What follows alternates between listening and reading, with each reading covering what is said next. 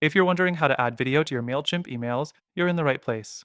In this video, I'll show you the quickest and easiest ways to do this, so you can make your email campaigns more engaging and increase your chances of standing out in your recipient's inbox.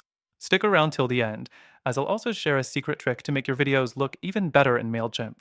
And by the way, you can use Mailchimp for free by clicking the first link below, where we also offer some exclusive bonuses to get you started. So let's dive in. First things first, adding video to your Mailchimp emails isn't as difficult as it sounds, but it does require a few key steps. The very first thing you'll want to do is upload your video to a video hosting platform.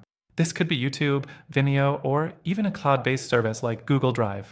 Why? Because Mailchimp doesn't allow you to directly upload video files to emails. Next thing, once you have your video hosted, the best way to add it to your Mailchimp campaign is by embedding a thumbnail image of your video.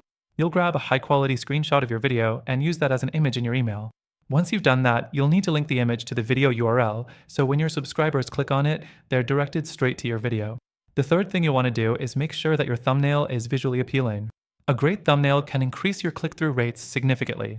If you can, add play buttons or other elements that make it clear it's a video. This gives your email a more interactive feel. The fourth thing to keep in mind is email client compatibility. Some email clients, like Outlook, don't support embedded videos. So, always make sure to check how your email looks in different email clients before hitting send. This way, you ensure that subscribers on all devices get the best experience, even if they can't directly play the video in their inbox. Next, you might be wondering how to give your video a more professional touch. One simple trick is to add a small preview of the video content directly in the thumbnail, so recipients know exactly what to expect when they click. This is particularly effective if your video has compelling visuals that will draw people in. Finally, before you send out your campaign, test it. Send a test email to yourself and check that the video looks good, the link works, and that the email displays correctly across different devices and platforms.